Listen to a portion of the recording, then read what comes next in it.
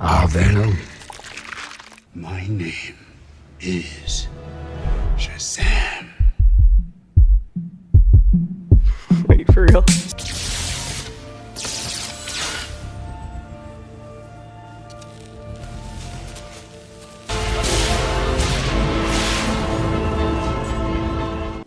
And Captain Marvel were once separate people. How we know Billy today, how he is portrayed in the movies pretty much, is when he says Shazam, his body becomes a hero, but it's still like Billy's personality and brain, he just gets stronger. That wasn't always the case. In the early days, when the character was known as Captain Marvel, Billy would say Shazam, and Captain Marvel would take over. So Captain Marvel was his own guy, and Billy was his own kid. There would be times when Billy would be out like running around, and Captain Marvel would be seen in the corner of the panel talking to him. Billy would make remarks that imply Captain Marvel had his own thought processes. It makes them sound more like Venom, I guess, than the Shazam we know today. This retcon of making Billy one person came about after Crisis on Infinite Earths. I think it works quite well and would better connect with young readers. Now, Billy gets to be the hero, not some other entity. It's every little kid's dream to be a strong superhero. Putting Billy back in the driver's seat aligns with that more than having an adult take over. Wolverine has some pretty intense plot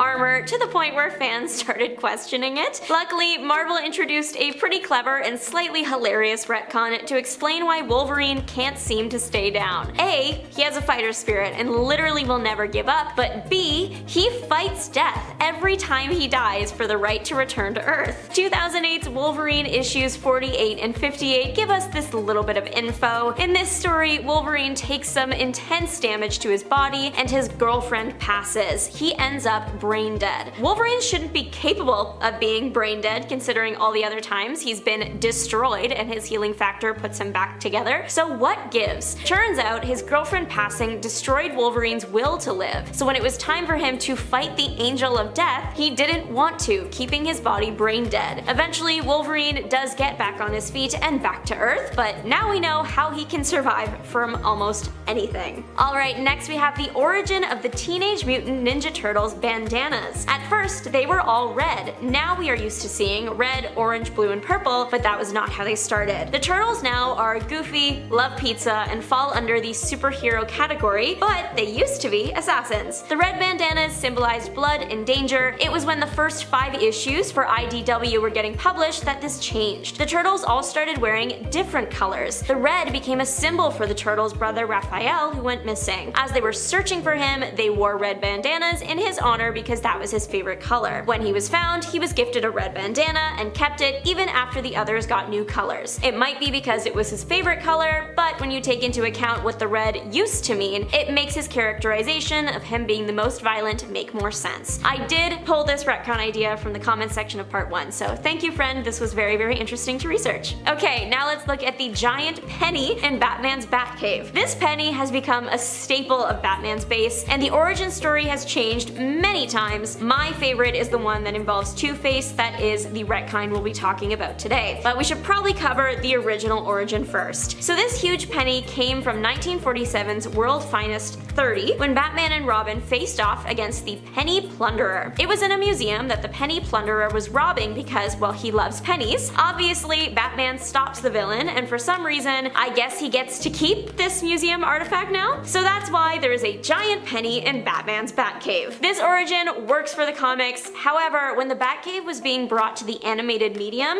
they had to make it make sense for kids that will probably never read about this random one-off villain from the 1940s. So it was retconned for animation that the coin was from a fight with Two-Face. I think this retcon worked great for the animated universe. Two-Face also has an affinity for coins. He's more well known, and most importantly, the new story also made sense. Time for the DC Multiverse retcon, the big one. Lots of retcons are sometimes accidents, but this one was anything but, and that planning is probably why the retcon worked so well. In the 1960s, people started actually caring that a hero's life story was kept consistent, and and that was getting tough for DC since they had so many versions of the same character. Usually it was like the Golden Age version and the Silver Age version, and people were mixing them up. To fix that, they decided to put the two Flashes, Barry Allen and Jay Garrick, in a comic together, thus establishing that there had been a multiverse this whole time. It connected the characters' worlds while also keeping them totally separate, and it was a really cool addition to the DC universe, and also paved the way for other future fan-favorite DC plots. The Phantom Stranger being retconned to be Judas, the betrayer of Jesus, was never on my bingo card, but I am not mad about it. The origin story from 2012's Justice League 6 is now considered canon. Before, the Phantom Stranger was a fallen angel. When Lucifer attacked heaven, the Phantom did not take a side, and as a punishment, he was sent to Earth to be alone forever. The now canon origin is that he is Judas. Judas was tried by the Council of Wizards alongside two of the other greatest sinners of history, making them the Trinity of Sin. Phantom Stranger was convicted of betraying Jesus for 30 pieces of silver, found guilty, and as punishment, he was to wander Earth forever as a stranger to man to see the toll greed takes on humanity. When he was found guilty, the council tossed the 30 coins onto him, and they became his look. Every time he does an act of service for the voice, a coin gets removed. He has to wait for the voice to assign him tasks, and in the meantime, roams Earth. I like this retcon because it gives the character a goal and explains why he might show up in certain circumstances to assist heroes. Santa Claus being established to be one of the most powerful mutants in the Marvel Universe is one of my favorite Marvel retcons ever. It makes so much sense. How else would Santa be able to live forever and do everything he does? Basically, what happened is,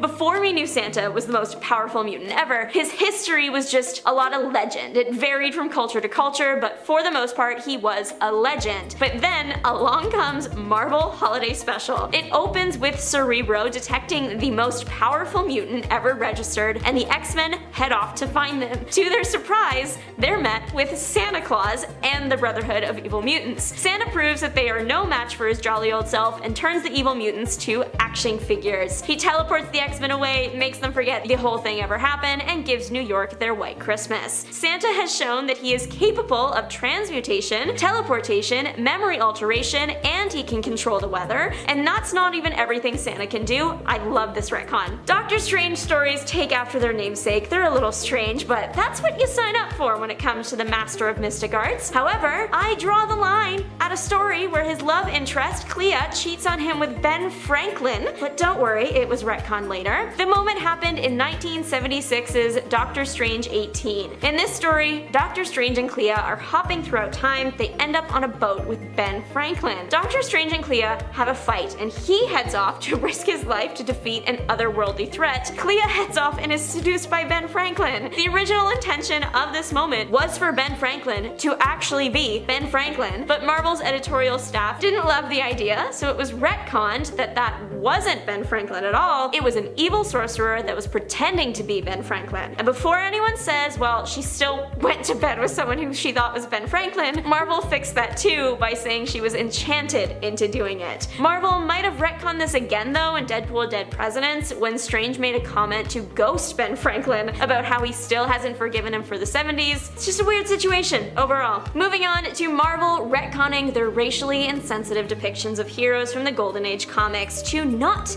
actually be canon, but instead propaganda commissioned by the military. The Young Allies comics, among others, were not very kind to people of color, often illustrating the characters in a stereotypical way and making their dialogue worse than their white counterparts, and just reducing the POC characters to an unkind stereotype. This is found primarily with characters like Whitewashed Jones or Slow-Mo Jones. It was a big stain on Marvel's history, one they thankfully put in the work to fix. It was retconned that the Young Allies comics were government-commissioned propaganda. The Young Allies were still a real team, but they were all on equal footing. They all respected each other. The retcon worked because it didn't just totally erase everything from history. Marvel owned up to it in a way and simply created a better depiction of the heroes. And finally, Captain America Lives. This has got to be one of Marvel's most successful retcons because it feels like such an important part of Steve's story that it's hard to believe that it was once a surprise and Steve was never supposed to return. Steve Rogers went into the ice in 1945 and was revived in 1964. According to the Avengers 4 comic, Steve Rogers was brought back because of fan mail. An avalanche of it demanded he return, and who was Stan Lee to say no to a response like that? So Steve was written back in and joined the Avengers. I can't imagine the Marvel Universe without Steve Rogers, so this retcon is a 10 out of 10.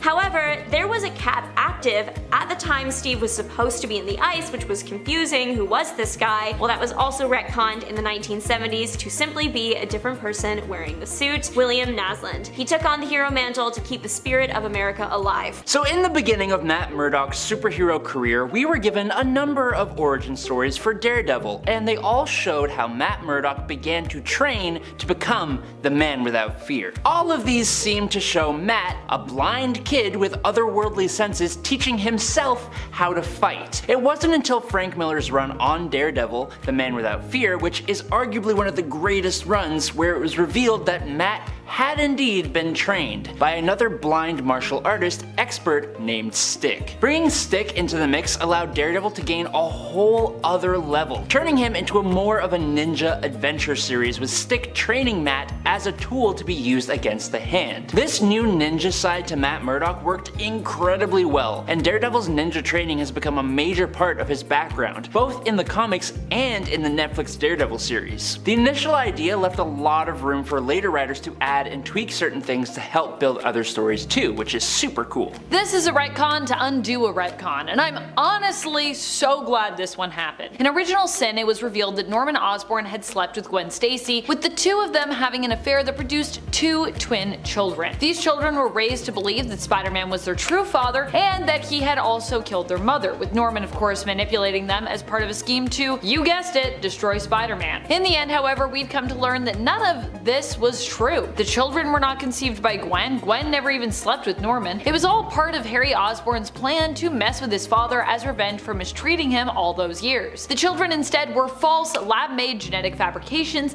and Norman's mind was messed with to make him think he'd slept with Gwen, when really that had just never happened at all. It's a bit convoluted, I'll grant you, but it cleaned up such a terribly awful mess left to us by Original Sin. I'm just willing to forgive it for that. Stan Lee and Jack Kirby brought Captain America into the Silver Age in Avengers number 4, and in that story they revealed that Bucky Barnes had passed away in the same explosion that sent Captain America into becoming a popsicle. But then we got the relaunch of Captain America in 2005 with artist Steve Epting, and Bucky was back. The idea was that Bucky was rescued, captured, and subjected to intense brainwashing by the Soviets, turning him into one of the deadliest assassins in the Marvel Universe. They would then put him into cryogenics after every one of his missions, so that he has barely aged in the decades since they first began using him. Now, Bucky's time as a ruthless brainwashed assassin was colored by dark deeds and chilling actions. He came into contact with tons of characters like Nick Fury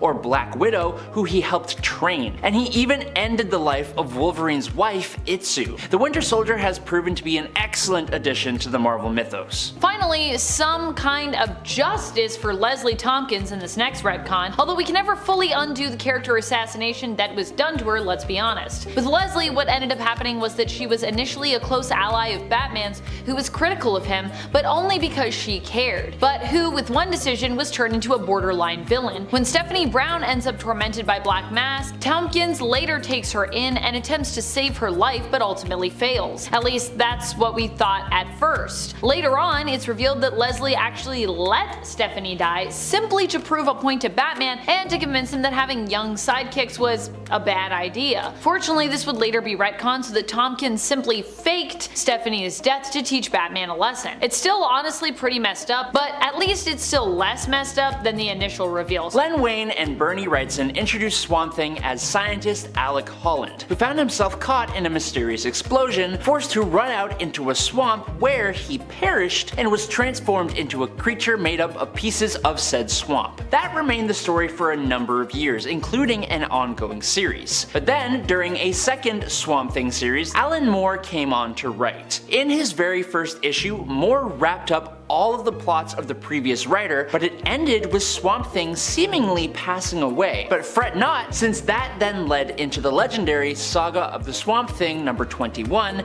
The Anatomy Lesson. Alan Moore revealed that we were not prepared for the truth of Swamp Thing at all. That truth being that Alec Holland didn't actually become a creature made up of the swamp. Instead, the swamp was animated into thinking that it was Alec Holland. This change opened up Swamp Thing tremendously, and it's what led to the character becoming so unbelievably powerful with the whole Parliament of Trees thing. I really like this one, and I think it makes a ton of sense when you consider the also kinda retconned in general past of these two characters. We're talking about the relationship between Bucky Barnes' Winter Soldier and Natasha Romanoff's Black Widow. Back at a time when they were both working for Russia. Both being gifted assassins, they of course crossed paths, and Bucky even trained Natasha at one point, it's true. Bucky at the time was brought into the Red Room to act as a trainer and met Nat there. They secretly started having an affair, but once their superiors caught on, they actively separated these two. They wouldn't reunite until years later, both believing the other one must have died, only to find out that they were both still alive somehow all these years after. When Superman was laid low by Doomsday during the Death of Superman story arc, 4 new characters showed up that claimed to have a connection with him. One of these was Superboy, also known as Connor Kent. Project Cadmus decided to try and make a clone of Superman to try and fill the void, and they were successful with this new version of Superboy that had powers based around telekinesis. For years, it was unknown where the other half of Superboy's DNA came from. It wasn't until nearly a decade later with Teen Titans #1 from 2003 that the Titans discovered the secondary DNA source belonged to none other than Superman's greatest nemesis, Lex Luthor. The internal dichotomy between his two opposing biological precursors became a driving force for Connor Kent and made him question if nurture could truly overcome nature. I have mixed feelings about this next one, to be honest with you. When Hal Jordan turned evil, it was an interesting twist for his character. It was something very different, but one that it also felt we'd kind of been building to for some time, putting Green Lantern more and more into a place where he'd basically be pushed beyond the edge of reason. Seeing him turn to the side of evil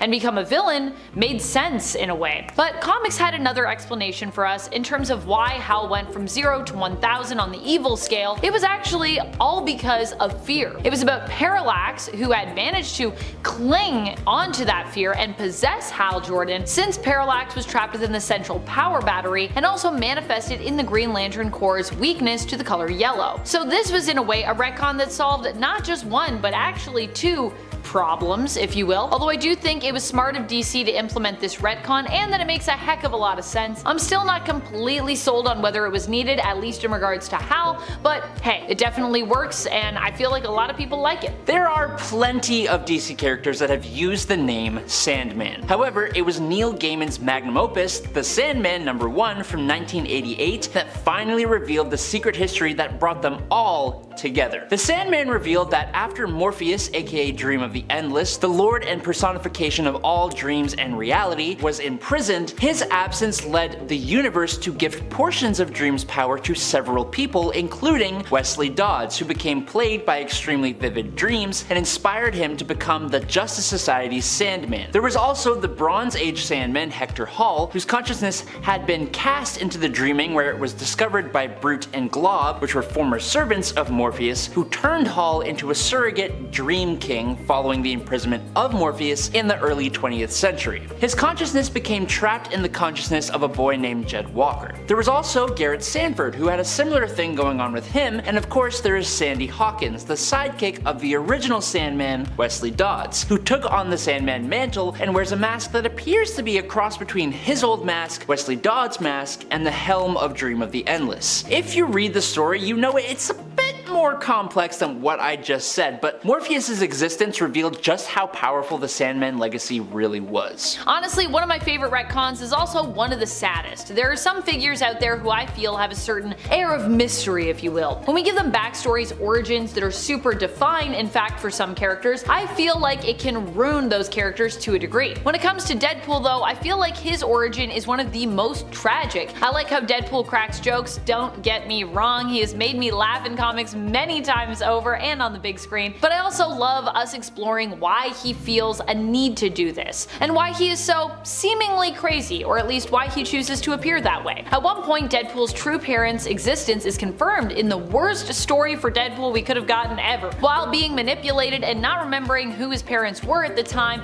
as a result of much brain tampering, Deadpool is sent to eliminate his parents by burning their house down with them inside it. It's a truth that is revealed through Original Sin, and honestly I think one of the best retcon reveals in that event, in my opinion. Wolverine is one of Marvel's most popular characters, and he also happens to be a character with a huge, confusing, interwoven past. And you know what that means? Retcons. For example, for pretty much as long as he has been around, save his very first outing when he fought the Hulk and the Wendigo, and that time that Marvel tried to say that he was descended from wolves, Wolverine has been a mutant. But that wasn't always the intention. Apparently, before they went the mutant route, Marvel had very nearly decided to make it so that Wolverine wasn't a mutant at all, but actually a super evolved Wolverine, like the literal animal. This would have been a result of the High Evolutionary, who has a thing for turning animals into animal people. Whether it was the original creator's idea or not to have Wolverine be an actual Wolverine is unsure, but the original creator did intend on having the High Evolutionary be involved in some capacity, and I am so glad that is not what happened. In our Marvel superheroes with powers we still don't understand, I talked about how Wolverine has a healing factor that had inexplicably gotten stronger and stronger. Well, it turns out that Marvel did indeed address this. In his first outing in Incredible Hulk number 181 from 1974, Wolverine didn't heal rapidly at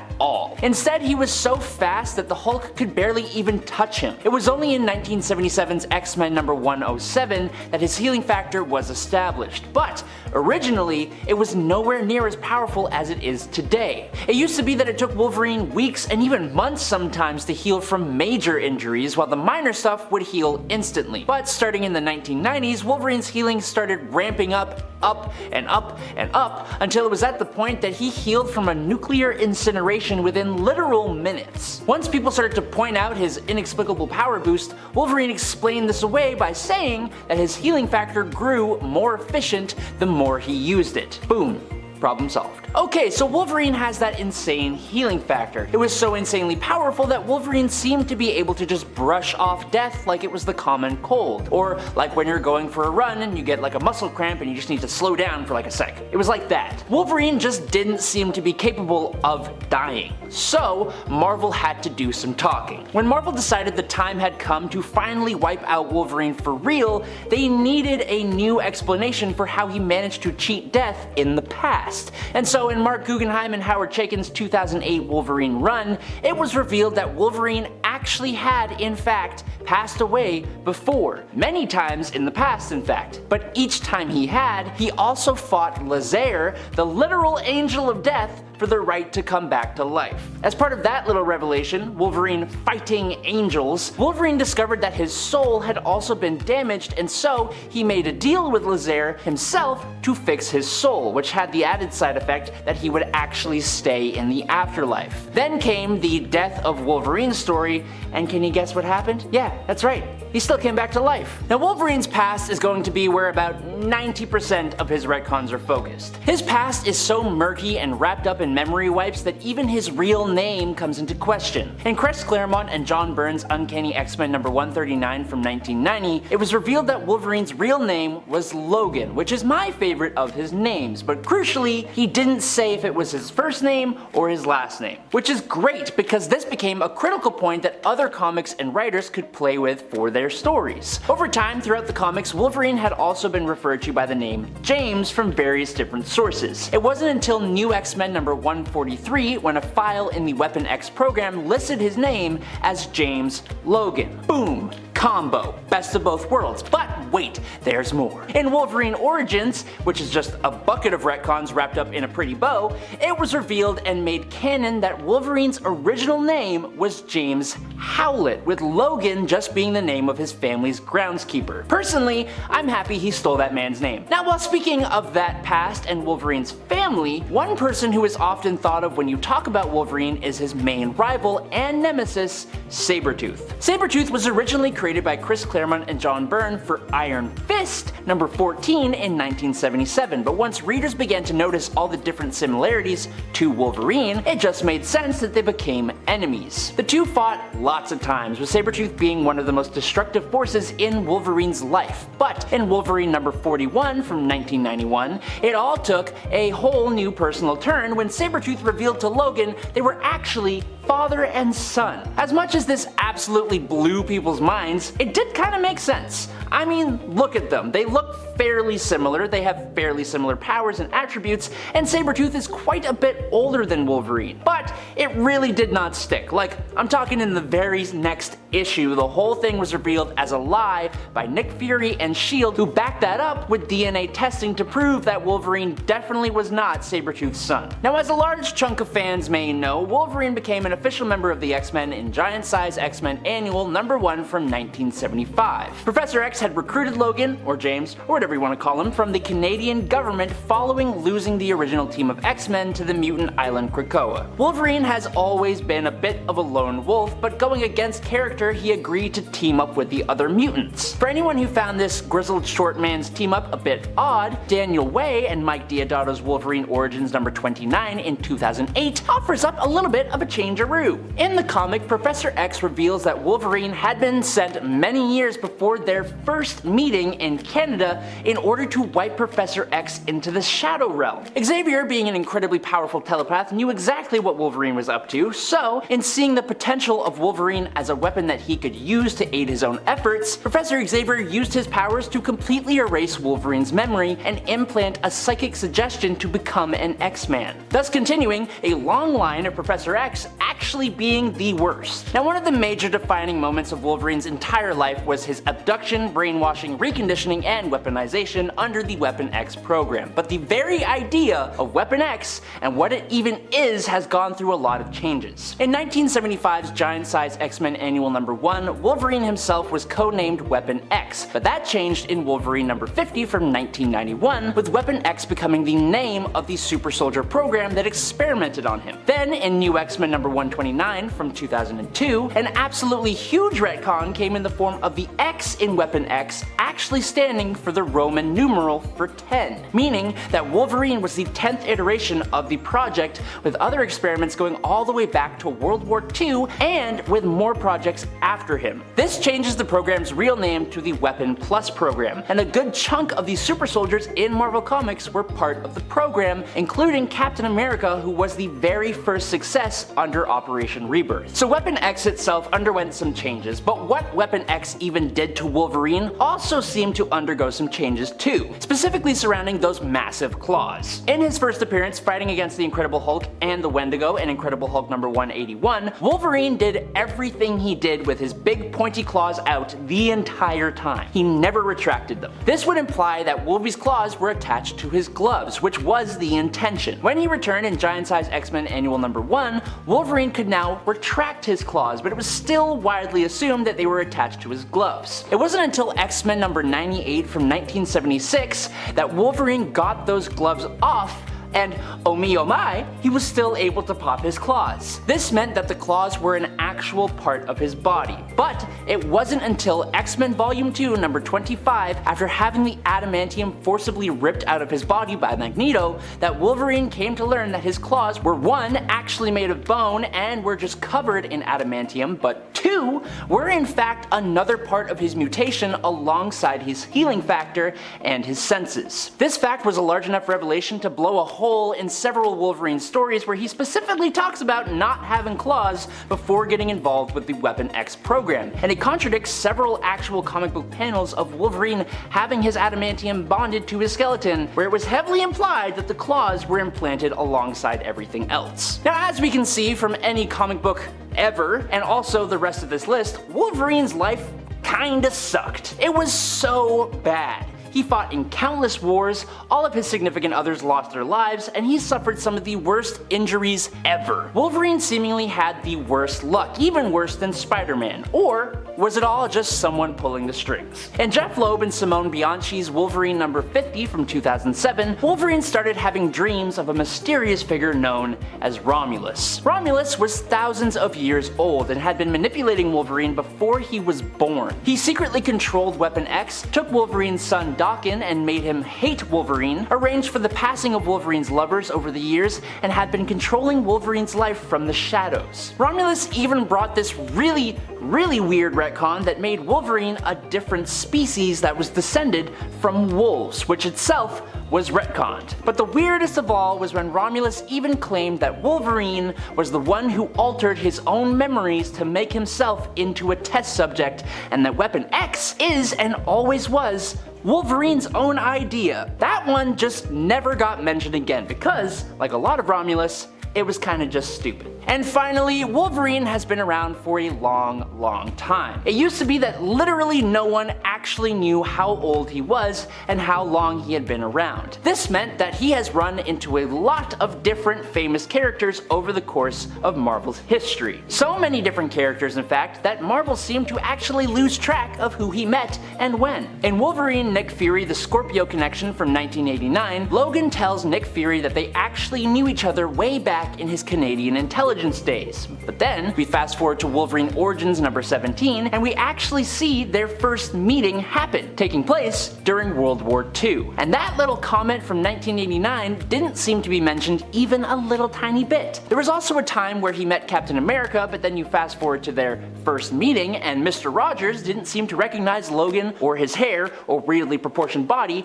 even a little bit. We're starting off our list light with a bit of a silly little retcon that seemed to be entirely pointless. Chris Claremont's run on the New Mutants is praised for its awesome character work and the cool locations the team goes to. For example, we got the introduction of the character Magma, who came from the long forgotten Roman colony known as Nova Roma. Nova Roma was super cool because it was a society that had changed very little since the days of the Roman Empire. However, after Chris left, X-Men villain Selene changed that. Also hailing from Nova Roma, Selene revealed that she had in reality brainwashed everyone into thinking that Nova Roma was real, while the whole thing was just a big, dumb, elaborate hoax. However, like a boss, when Chris Claremont later returned to the X-Books, he changed things again so that the hoax was part of another bigger hoax instead, and he made it so Nova Roma was back to what he originally had created. Now, I kind of like this next retcon, but there is no denying it does Professor X pretty dirty. Yeah, we are talking about Deadly Genesis. Professor X assembled the all-new, all-different X-Men after the Krakoan attack on the original X-Men. Cyclops was the key survivor of that attack, and he escaped, found Xavier, and requested additional aid. From there, Xavier recruited Storm, Colossus, Nightcrawler, etc. as his all-new X-Men. However, there was another. Professor X had actually made up an entirely different team which included Cyclops' long-lost brother, Vulcan, and he sent them on the rescue mission way underprepared with no real experience before he sent his new X-Men team. That entire team was decimated. That's bad enough for Xavier, but then you take into account that Professor X then mind-wiped Cyclops of the events and covered it all up. It made the character of Professor Xavier far less heroic than traditionally perceived. It also brought about an entirely new cast of characters and gave Cyclops even more reason to become just a smidge bit more unhinged. But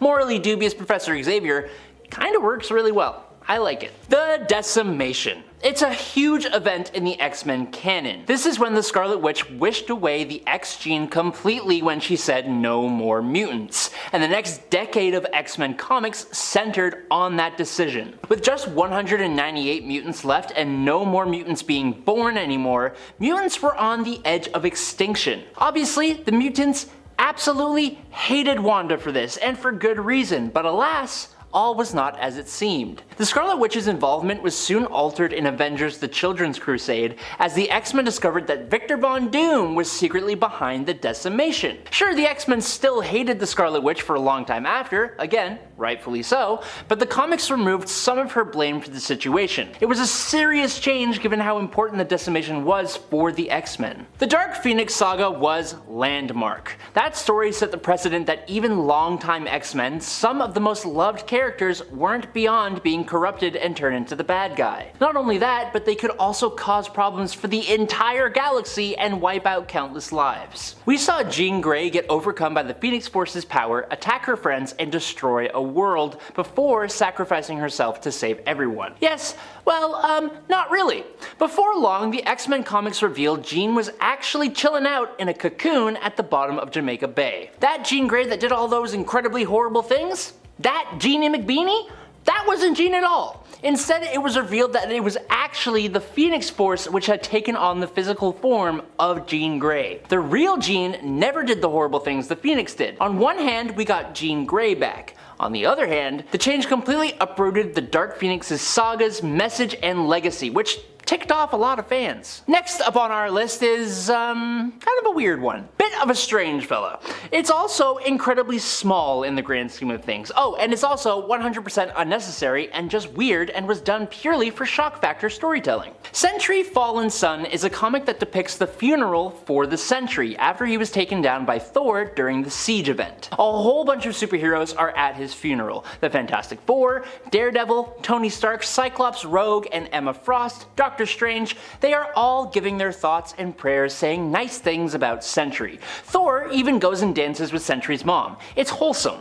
But then we have Rogue. Rogue tries to say her piece. She talks about how she went for a long time without being able to touch somebody, except for the Sentry, who was the only person who could hug her. And then she gets overwhelmed and runs off crying. And then, in a little under the breath moment between Johnny Storm and Cyclops, it's basically implied that Rogue and Sentry had, they did the thing. It's just so random and so unnecessary and really out of place. Speaking of random, unnecessary, out of place, and romance, following the untimely passing of Professor Charles Xavier at the hands of his own golden boy Cyclops, who was possessed by the Phoenix Force during the Avengers vs. X-Men event, Xavier's last will and testament are read out by Jennifer Walters' She-Hulk to a room full of mourning listeners. In Uncanny X-Men number 24, fittingly titled The Last Will and Testament of Charles Xavier, Jen reveals to the room of at-odds X-Men that at some point in Xavier's past, he not just loved, but actually married Raven Darkholme, better known as Mystique. As you can imagine, almost every single person in that room was shocked and confused.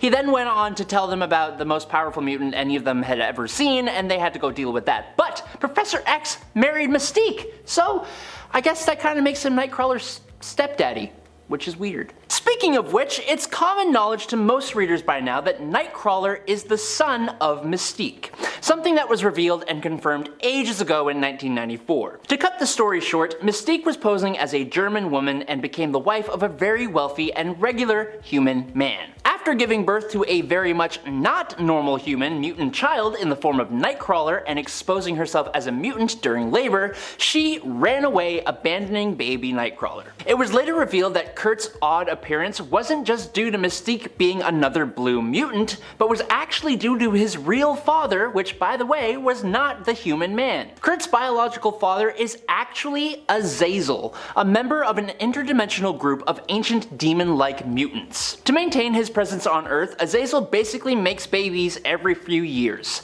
The children are then used as anchors to keep him aligned to our world. This retcon changed Nightcrawler's origin, sure, but it also gave him a ton of siblings, and it also, inexplicably, changed another X-Men as well, Angel. Angel was now a descendant of an equally ancient offshoot of mutants, but instead of having a demonic appearance, they possessed angelic qualities. Oh, so cool. I hate it. Now personally, I am a fan of this next retcon. So after having the adamantium forcibly ripped out of his body by Magneto in X-Men number 25 volume 2, Wolverine came to learn that his claws were actually made of bone and are a part of his mutation. This revelation came alongside a whole bunch of other things that the traumatic events had on Logan, but funnily enough, this small little fact of his claws being natural was large enough to blow a hole in several Wolverine stories where he specifically talks about not having claws before getting involved with the Weapon X program. In the past, there were actual panels of Wolverine having his adamantium bonded to his skeleton, and it was heavily implied that the claws were implanted alongside all of it. Now, of course, Marvel waved this off with the unreliability of his fragmented memories, but funnily enough, it started a whole thing of uncovering Wolverine's past, which led to him being well over 100 years old, having his real name be James Howlett, not Logan,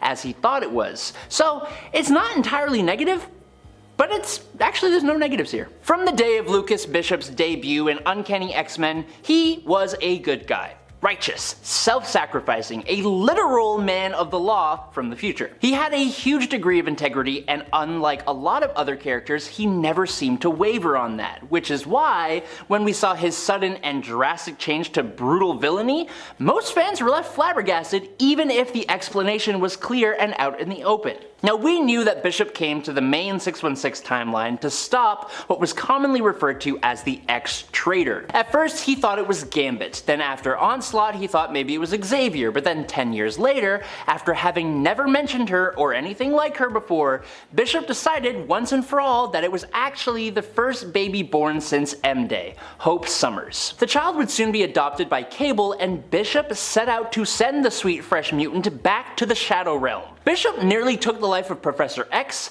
someone he committed to protecting, and he slaughtered the entire population of a future version of Earth just to cut down on the places that Cable and Hope could run to. The Messiah story arc was honestly loved by so many people, it's kind of super awesome, but the heel turn in Bishop's personality was then explained away as being him being possessed by a demon bear. What does that even mean? Now, last up for the day, after Cassandra Nova, the insanely powerful twin of Professor X, leveled the mutant city of Genosha, Magneto was nowhere to be found, and thus, he was presumed to have bit the dust in the attack. But then, the new X-Men member, Zorn, revealed that he was actually Magneto in disguise. Whoa, crazy, cool. What's not so cool was that upon the reveal, Magneto destroyed the X-Mansion and attacked New York City, taking a lot of people's lives and making a lot more people his prisoners. Now, obviously, the X-Men eventually triumph, but not before Magneto fatally injures Jean Grey with a, quote, planetary scale stroke. It's stupid, but for that crime, Wolverine relieved Magneto of his head. So that's Magneto gone for good, right? Nuh-uh-uh. Once the writer of the story, Grant Morrison, finished his run, Marvel brought both Magneto and Zorn back, and even revealed that there was actually two Zorns. The Zorn that the X-Men had come to know wasn't actually Magneto at all, but an imposter, and the new Zorn was that one's brother. So, Magneto was cleared of wiping out hundreds of thousands of people this one time, and that made it okay for the supervillain to become one of the X-Men. Spider-Man is a character who has been plagued with a lot of misery in his life, and this has extended to the realm of retcons as well for him. Among some of the worst retcons that he's had is probably the one involving his marriage to Mary Jane, which was retconned out of existence after a plot where Mary Jane and Peter agreed to trade the existence of their marriage to Mephisto in exchange for saving Aunt May's life, which also had the added coincidental bonus of making Peter's identity as Spider-Man a secret once more. At the time, it wasn't a secret and everyone knew about it. But also, this sucked for a lot of us readers who were fans of the couple. For a while, I thought this relationship would be returned to us, with the end of Nick Spencer's run seemingly building towards that. But Zeb Wells, it seems, had other plans for MJ and Peter, unfortunately. Are there any ships that aren't together right now in the comics that you wish were happening, or any that loves that we've lost that you wish just came back? I love Oracle, but I don't really love the path we took to get to Oracle, if that makes sense. Batgirl is Barbara Gordon. Barbara Gordon is also known for being, in most continuities and stories, the daughter of Police Chief Commissioner Gordon, Batman's ally. Granted, most people don't know that Barbara herself is also Batman's ally and sidekick Batgirl, and when Barbara was targeted targeted by the Joker, not even he knew this. In fact, he only targeted her because she was the daughter of the commissioner who happened to be at his home when Joker paid him a house call. As a result, Barbara was shot through the stomach, seemingly irreparably damaging her spine. Don't worry, she'd get better, because that's comics for you. And technically, this story wasn't even intended to be part of the main canon. The events take place in a story known as Batman the Killing Joke, but while the entire story was not made canon, the events of Barbara being shot were retroactively incorporated into the canon for some reason, leaving her paralyzed for a time. During this time, she took up the mantle of Oracle and became Batman's woman in the chair, a master hacker and a digital mastermind. That part I don't mind myself. Barbara as Oracle is still super cool, but the idea of this being the only part of the Killing Joke, her being shot, that was incorporated into the main canon, that I'm not a big fan of. What happened to Franklin Richards that he was ruined as a character? Well, many believe him being nerfed as a mutant totally ruined him. I'd also agree with this. I was holding out hope that his mutant status being revoked was part of a larger plot point, and that the overall story would eventually end with his mutant status being restored. But I've been waiting for some time, and my hope is starting to die out, alas. This change also means that all the fighting that happened over Franklin between the X-Men and the Fantastic Four basically just didn't matter. Joker is a character whose origin is plagued with retcons, plagued with them, one after the other. While I wouldn't say this, I know some believe that learning the origin of the Joker in Batman 3 Jokers was something that ruined the character for them. In fact, many folks would extend this back to when Batman, using the Mobius chair, learned the true identity of the Joker. Although really what he had learned, as we learn in 3 Jokers, was that there were multiple Jokers. That was the answer he got. To me, having multiple Jokers makes sense, though the idea that they were all selected and then forged in a soup of chemicals in like a giant pool is pretty odd. This retcon might be a bit more controversial in terms of its inclusion here on my list. I'm sure some people are going to have strong feelings about me including this here, but I'm gonna keep going. Some people really love it, some people hate it. Me, I can actually see both sides overall. I'm personally kinda just more mixed on it, but that's enough for me to include it here. Hal Jordan is often celebrated as many readers' favorite version of Green Lantern, but he hasn't always been a hero in the comics. There was a time when he actually turned dark, but this was explained away by the fact that apparently, retroactively, Hal Jordan had been possessed by the fear entity known as Parallax for years, which is also why his temples turned gray. That's right, that's why his hair changed color. While I like that this helps to preserve Hal Jordan's image as a tried and true hero, because you know, he wasn't really responsible for everything that happened that he did that was bad, I do think this robs his character of some depth and agency in regards to that. After all, Hal had some reasons to go dark, and we could have just as easily explored that and then later set him down a redemption path, especially considering Hal Jordan turning dark is one of the most interesting things to have ever happened to this character. Introduced in the first Secret Wars in 1985, the One from Beyond was the most powerful being to ever appear in the Marvel Universe up to that point. His powers were out of the league of nearly everyone, as shown in Secret Wars 2, with few able to match him. That is part of the reason why the retcon of his origin from the Illuminati miniseries was so bad. The story revealed that the Beyonder was not an omnipotent being from beyond the universe at all, but actually some kind of mutant inhuman, which is supposed to be impossible. So, of course, that combination somehow gave him his amazing powers. It was ridiculous, made all the worse by the fact that Black Bolt knew the whole time. Luckily, this was retconned because of how much people hated it, but with Kamala Khan being revealed as a mutant inhuman, it kinda makes me wonder where Marvel would go with that. From the day of Lucas Bishop's debut in Uncanny X-Men, he was a good guy. Righteous, self-sacrificing, a literal man of the law from the future. Which is why, when we saw his sudden and drastic change to brutal villainy, most fans were left pretty flabbergasted, even if the explanation was clear and out in the open. We knew that Bishop came to the main 616 timeline to stop what was commonly referred to as the X-Traitor. At first, he thought it was Gambit. Then after Onslaught, he thought it was Xavier, but then, 10 years later, Bishop decided once and for all that it was actually the first baby born since M-Day, Hope Summers. The child would soon be adopted by Cable, and Bishop set out to send the sweet fresh mutant back to the Shadow Realm. Bishop nearly took the life of Professor X, and he slaughtered the entire population of a future version of Earth just to cut down on the places Cable and Hope could run and hide in. The Messiah story arc was honestly loved by so many people, but the heel turn in Bishop's personality was then explained away as being possessed by a demon bear. Next up, we are talking about the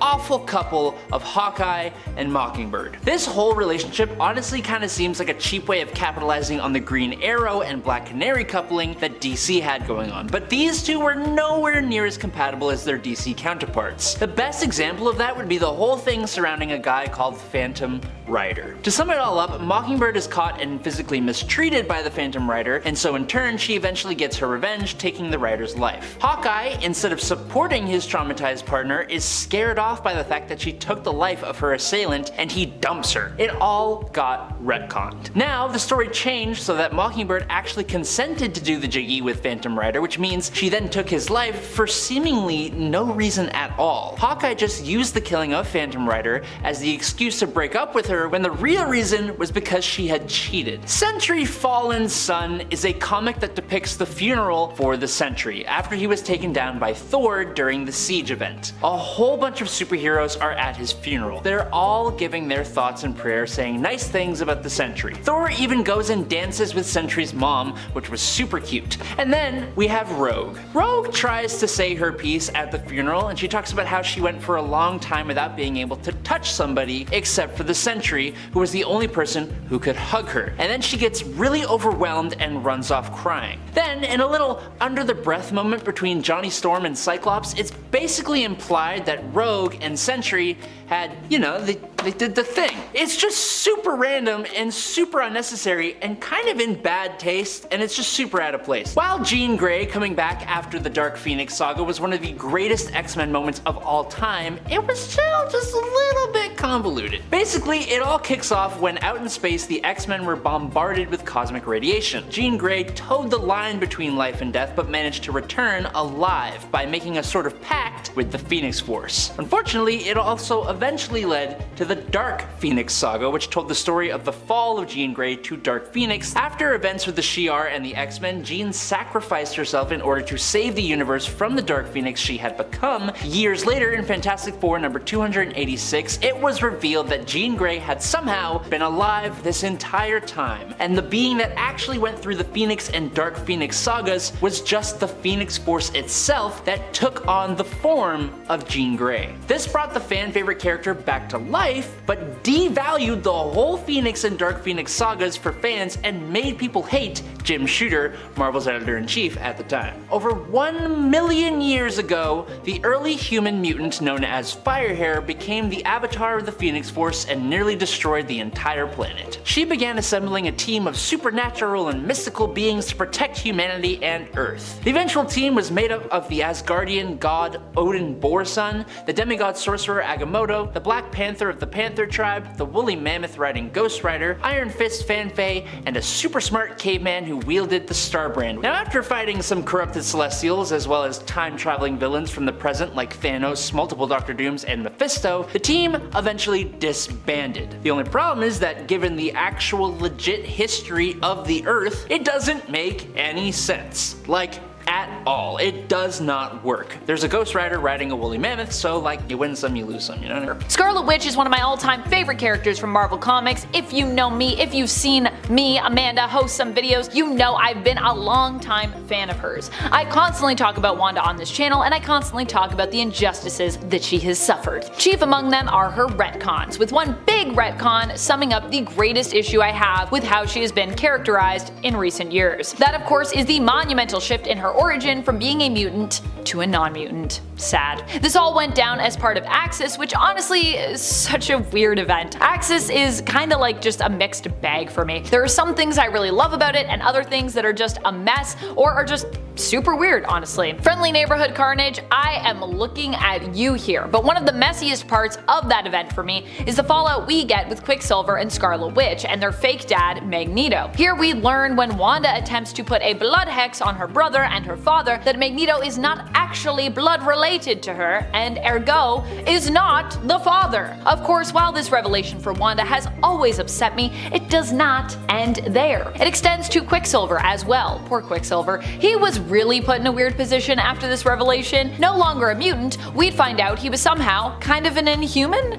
or his genes were like altered by the inhuman process of teragenesis. It's a whole weird thing. Quicksilver gets depowered and then ends up getting his powers back through teragenesis, basically. quickly. And yes, I know what you're about to say. Isn't that just an Inhuman thing? Normally, yes. So does this mean that Quicksilver is an Inhuman? Overall, no, but also like, kinda? I mean, he was married to an Inhuman and his daughter is an Inhuman, so like, I think they mostly just wanted a place to put him in terms of a camp other than, you know, Team Avengers camp. Also, this was at a time where Marvel still didn't have those X-Men rights, so Inhumans were still a thing that they were kind of trying to push and make cool because they didn't have film rights for the X-Men. The Inhumans are cool, by the way, they just aren't really the same as the X-Men in my opinion, so it was kind of just a weird push. Like, let the Inhumans be the Inhumans, let the X-Men be the X-Men. That's what I think.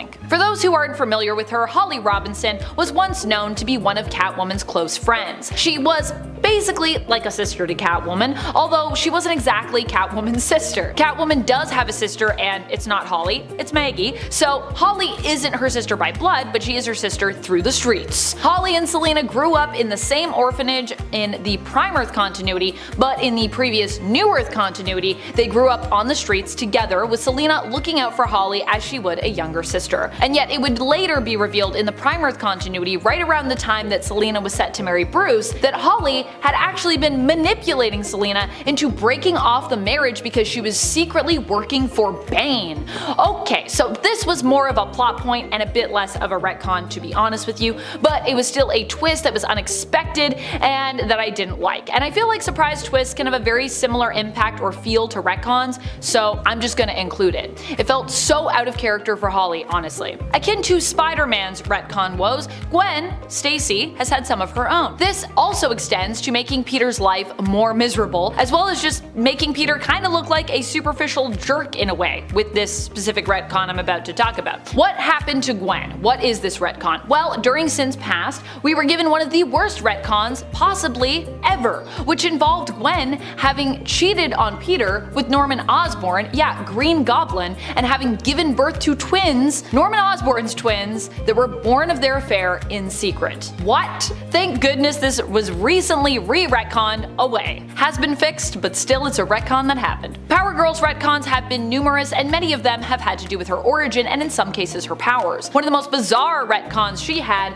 was she was actually Atlantean. Yeah, very bizarre when you consider that she is normally known for being, of course, the cousin of Superman from an alternate reality than the main continuity. Also, there's a whole bunch of other weird stuff I could talk about with that, but you know, we're out of time. During the Planet Hulk storyline, Bruce Banner was tricked by his supposed friends, all members of the Illuminati, and was sent to the planet of Sakaar, which he liberated then conquered. Then he mistakenly believed that a device set up by the Illuminati had laid low millions of his own people, including his wife. Hulk came back to Earth and laid waste to those that betrayed him. Nothing could stop him. In the end, Hulk was about to destroy the entire planet before Tony Stark called down a combined strike from orbital satellites that finally took down the Hulk. This conclusion of World War Hulk felt very lackluster, with the Hulk basically just giving up and allowing Iron Man to unleash his Deus Ex Machina. So a few years later, a retcon for that sequence explained that the satellites were actually siphoning off gamma radiation from Hulk's body. It was also used to explain the creation of the Red Hulk, which people did not like, and it was followed by Red Hulk taking the leading role in a series that was supposed to be about the actual Green Hulk. Also, if Tony had all this satellite gamma draining technology, why did they even send Hulk to Sakaar in the first place? But speaking of the Hulk, while I and a lot of comic book fans are actually huge fans of the Immortal Hulk series and how it brought some significant changes to the character of the Hulk, the run also happened to make some big changes to the origin of the character, and for a lot of fans, you just don't really mess with that kind of thing. The Hulk's traditional origin saw Bruce Banner studying gamma radiation, helping to design the gamma bomb. While they were testing the device, Bruce rushed out and saved Rick Jones, who was in the literal blast radius, exposing Bruce to massive amounts of gamma radiation. Immortal Hulk takes that,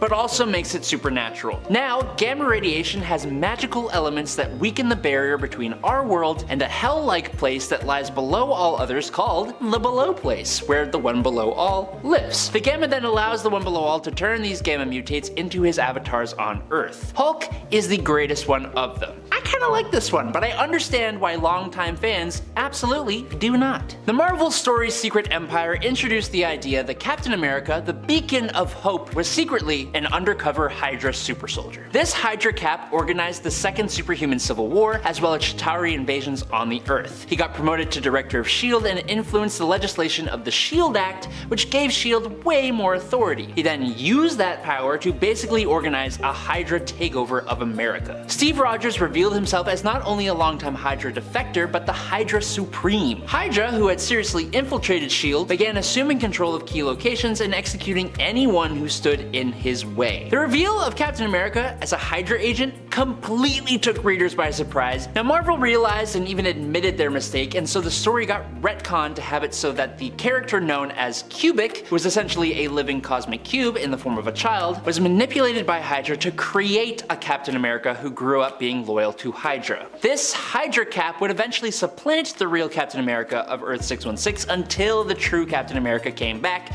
and beat the snot out of him. Next up, we're talking about Wolverine. One of Wolverine's main abilities is his incredible healing factor. It was so incredibly powerful that Wolverine seemed to be able to just brush off death like it was the common cold, and so Marvel had to start doing some talking. When Marvel decided that time had come to finally wipe out Wolverine for real this time, they needed a new explanation for how he managed to cheat death in the past, and so in Mark Guggenheim and Howard Chaykin's 2008 Wolverine run, it was revealed that Wolverine actually had in fact passed away before, many times, but each time he did, he also fought Lazair, the literal angel of death, for the right to come back to life. Wolverine discovered that his soul had also been damaged, and so he made a deal with Lazair himself to fix his soul, which had the added side effect that he would stay dead. Then came the death of Wolverine's story, and can you guess what happened? He came back to life again. As many of you probably know, Marvel seems to love doing this thing where they make you believe a character is a mutant for a very long time and then one day just randomly establish that they aren't and that they never were. Almost every time this happens, people hate it. Wolverine's Lupine era is another great example. Wolverine has been around forever and has been a mutant basically for as long as we've had him. That all changed in 2007 around issue 50 of Wolverine Volume 3. Well, for a little while there, Wolverine was a lupine, a human descended from wolves. Wolverine was told this by ancient evil Romulus and didn't take it well.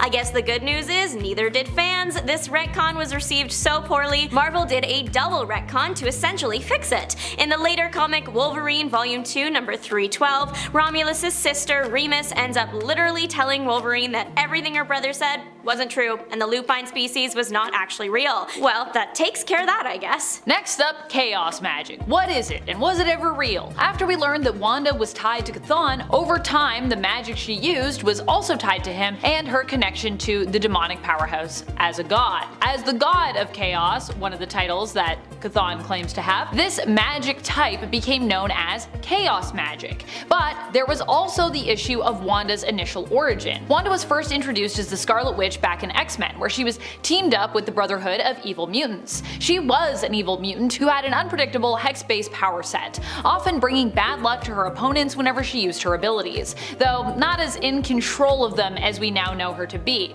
She usually couldn't pick exactly what would happen, she'd just hex people and something bad would happen. So, which was she? Was she mutant or was she magic? Or was she some combo of these two things? That's kind of what chaos magic was considered to be for a while, a sort of combo of those two things, until Avengers Disassembled, when it was then established by Doctor Strange that chaos magic was no longer real. In fact, according to Strange, it never had been real. This was the reason he couldn't help Wanda or the Avengers during Avengers Disassembled or House of M. However, later still, chaos magic was then re-retconned back into existence as Wanda, now no longer considered a mutant, needed an exploration for her natural magical aptitude. Not only that, but chaos magic was then considered to be the oldest form of magic in all of existence, apparently, predating even Chthon. And apparently this is also sometimes why Doctor Strange didn't know about it, because it's so old, but you'd think as the Sorcerer Supreme, you would know that. Chthon apparently didn't create this magic, he simply used it, because that's how old it was. Wanda's link to Chthon, chaos magic, and the mystic arts through her family lineage were used to explain her innate power, especially because she's not a mutant, so whatever. Poor Zorn was a victim of identity theft, but then not actually. Turns out he was the one committing identity fraud? We see Zorn for the first time in New X-Men Annual 2001 as Zorn, but it was all revealed at the end. Zorn was actually a vengeful Magneto using the Zorn identity to get closer to the X-Men. Turns out it was actually Zorn pretending to be Magneto pretending to be Zorn, and Zorn was being controlled by someone named Sublime to foster mutant hatred in the world. So that's fun. At the end of the final battle, Zorn dies but then comes back because his essence was still connected to Sublime. Eventually though, he did disappear and his twin brother came to take over his place in the X-Men. He had all Zorn's powers and even had a mask like his. Marvel editors just really liked the character of Zorn and wanted him around permanently, whereas Marvel in general wanted Magneto back. It worked out well for everyone, well, except the storyline that Zorn originated in. Throughout it, there were hints everywhere that Zorn was actually Magneto, as that was always the intention. I guess they just mean nothing now. Speaking of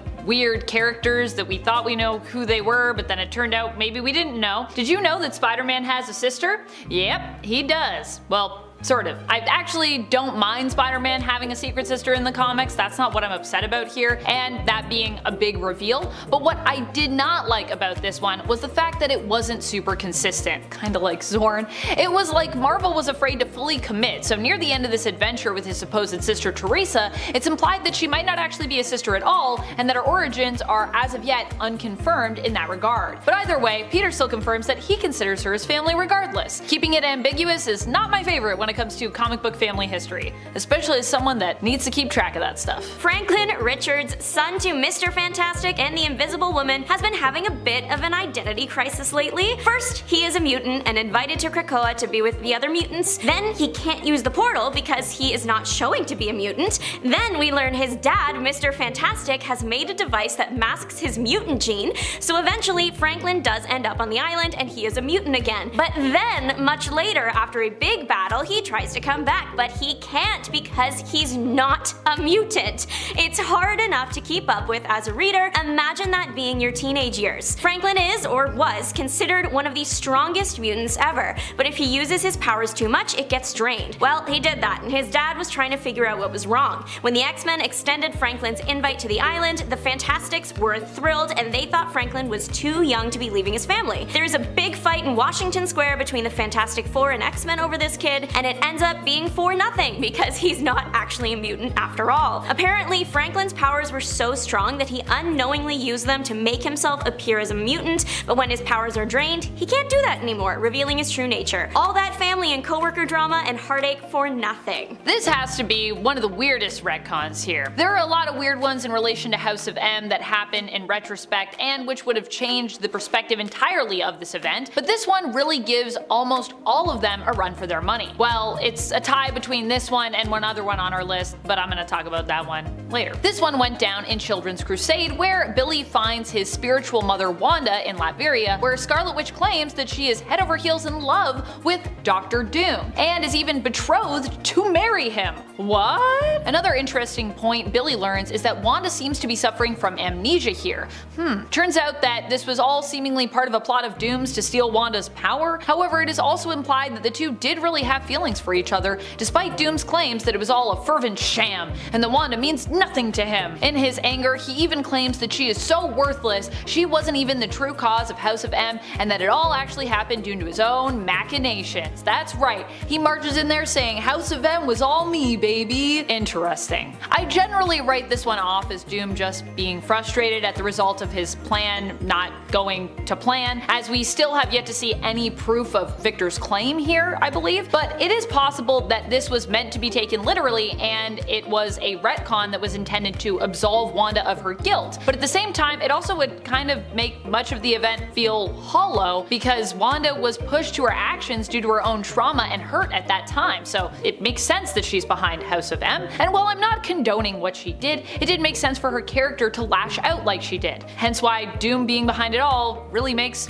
no sense. No matter which universe you look at, Iron Man is suffering. That's just the way of the world. In 2012's Iron Man 17, Tony gets some pretty serious news. Turns out he was adopted, and he already has enough daddy issues, but the revelation that has caused him to reevaluate his bond with his father, it didn't go over well. Maybe Howard wasn't the best dad to Tony because he secretly resented him for not being his biological son. The Starks' biological son was Arno, and he wasn't doing so well, so the Starks turned to Alien 450 451. The alien helped get Arno to term, but modified him in the process to wield the universe's most powerful suit of armor. That sounds familiar? The baby was born, but Howard had done some modifying of his own that made the baby's health decline. Who knows what would happen if 451 found out what Howard did, so the Starks needed a cover. Enter Tony. This is so sad. Tony was literally being adopted in a family not to be loved, but to be a decoy that is forced to live up to unattainable standards for his entire life. Eventually, Tony met 451 and tried and failed to pilot the armor. When he got back down to Earth, the ever-curious Tony looked into why he couldn't do it and found a tape in which Howard explained everything.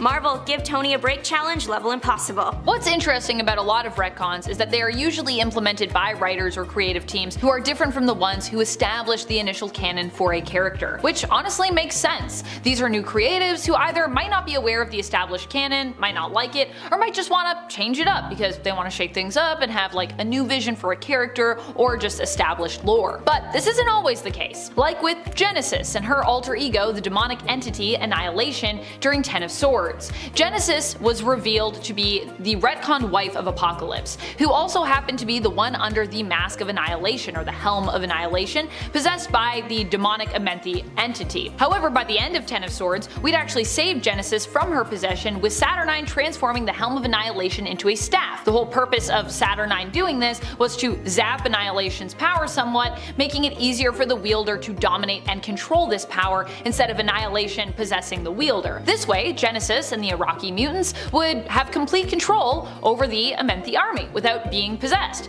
But apparently, this was not actually what happened. In X-Men Red, issue number 12, Genesis is once more under the influence of Annihilation. Again, even though we just did this a few years ago, who, while unable to possess her, is considered to be more of a corrupting force now than ever before, apparently, in staff form. What's worse is this time Apocalypse also wasn't able to stop Genesis by defeating her in one-on-one combat, so Genesis seeks to conquer and invade Arakko. And Apocalypse, while warning and preparing Arakko, says that he's actually got to take a back seat for this one because he already lost in one-on-one combat, so therefore he can't fight again. Apparently that's a thing he does now. We are back with my favorite, Tony Stark. It's time for his villain era, literally. Turns out for a while there in the 90s, Tony was under the control of Kang the Conqueror. This all comes to light in Avengers The Crossing. We don't actually know how long Tony has been under someone's control, but he's been deteriorating the lives of the Avengers for a while, causing financial instability and even going so far as offing people close to his teammates. It's definitely not a look we want to see for the Avenger. When he gets discovered by the other Avengers, there is of course a battle, but Iron Man is hard to beat. What do the Avengers do? They travel back in time and they get another Tony. Teenage Tony inspires evil Tony to become good again, and evil Tony sacrifices himself to save the day, becoming a hero again. This retcon already messed with Tony's character, but now it means that Tony is just really young for a while, until it's eventually, thankfully, fixed when all the Avengers died and then were revived by someone we have already seen, Mr. Franklin Richards, but specifically the version of him that Franklin knew best, meaning older Tony, but he's a good guy again. Most fans dislike this retcon for what it did to Iron Man, but it was also just confusing. Later on, Kang even confirmed that he was just trying to create confusion. Mission accomplished, dude. Speaking of things that are confusing, especially in the modern light of day, this is the retcon that is tied for worst in the wake of the House of M aftermath. If you know me, you can guess what I'm about to say next. Say it with me. Scarlet Witch and Quicksilver are no longer mutants. What? Why? And how?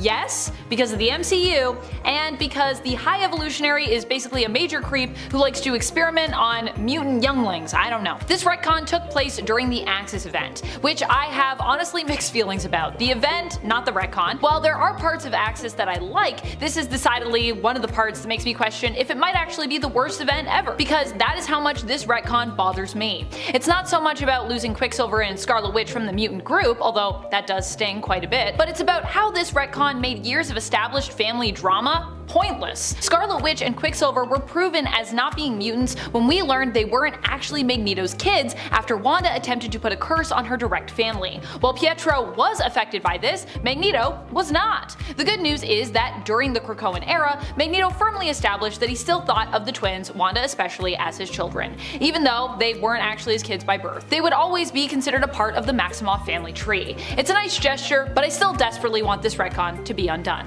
Please, Marvel, please answer my pleas. Thank you so much for watching. Don't forget to like, subscribe, and leave your mark on the comment section down below. Stay nerdy, YouTube. Bye! Bye!